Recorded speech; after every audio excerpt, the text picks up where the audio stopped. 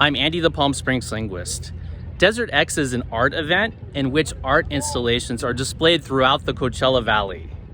Join me as I explore the greater Palm Springs area, enjoying these art installations by a variety of artists, as I delve into 3 types of ambiguity in language.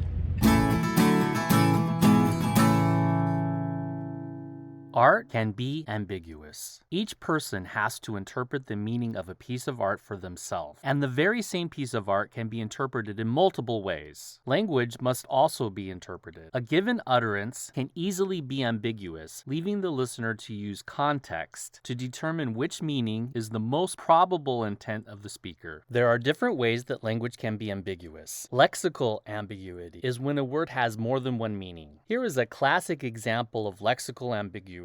The chicken is ready to eat.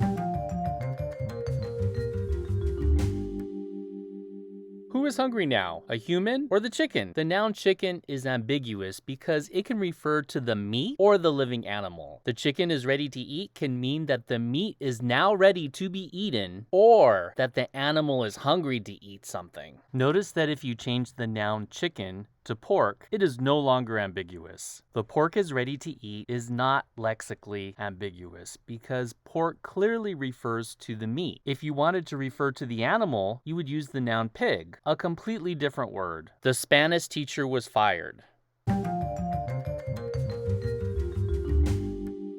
Was this perhaps an American who taught the Spanish language, or a Spaniard who taught biology? The word Spanish is lexically ambiguous because it can be the name of the language or an adjective describing someone from Spain. Notice that if you change Spanish to Mexican, then it is no longer ambiguous, since Mexican is clearly an adjective describing someone from Mexico, not a language at all. Beyond lexical ambiguity, there is also syntactic ambiguity. Syntactic ambiguity is when a sentence can be interpreted in more than one way due to the sentence structure. One type of syntactic ambiguity is attachment ambiguity. Attachment ambiguity is when there is more than one part of a sentence that a phrase can modify, and the meaning changes based on which part of the sentence a phrase modifies. Bloodthirsty cannibal killer. Is that a killer of bloodthirsty cannibals? Or a bloodthirsty cannibal who kills? It depends on whether you attach the adjective bloodthirsty to killer or you attach bloodthirsty to cannibal killer. Marilyn shot the man with the gun. Has Marilyn engaged in an act of self-defense or of cold-blooded murder? Well, that depends on where you attach the prepositional phrase with the gun. If you attach with the gun to the noun phrase the man, then it could be self-defense, because it means the man has a gun, which could be pointed directly at Marilyn's face. However, if you attach with the gun to the verb shot, then Marilyn is the only one with the gun, and it may indeed be cold-blooded murder. Another way that language can be ambiguous is referential ambiguity. Referential ambiguity is when there are multiple ways to interpret what a word or phrase refers to. Tim's dad has disclosed his homosexuality. Is Tim gay? Or is it his dad who is gay? The noun phrase, his homosexuality, could refer to Tim's homosexuality, or it could refer to Tim's dad's homosexuality, since the determiner his refers to a male, and there are 2 males to pick from. There are also cases where there can be multiple types of ambiguity in the same sentence. Frank's secretary bought some flowers for his wife.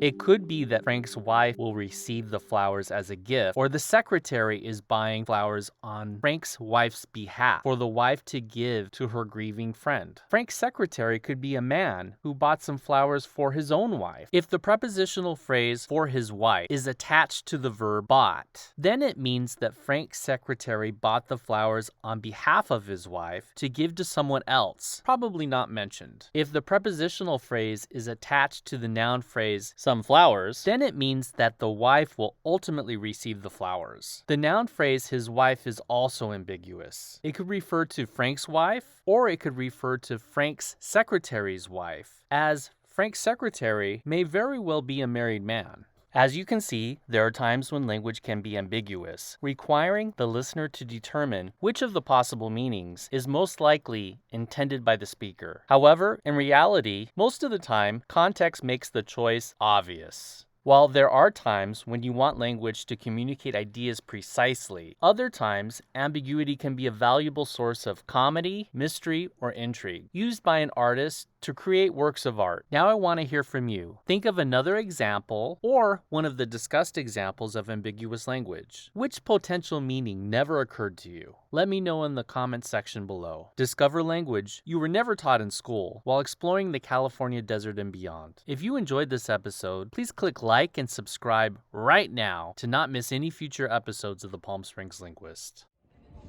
I've now arrived at the Ace Hotel, which is the headquarters for Desert X. The Desert X art installations will be happening throughout the Coachella Valley until May 16th, 2021. So if you're in the area, I highly recommend that you check them out. Until next time, I'm Andy the Palm Springs Linguist, and I'm off to the pool.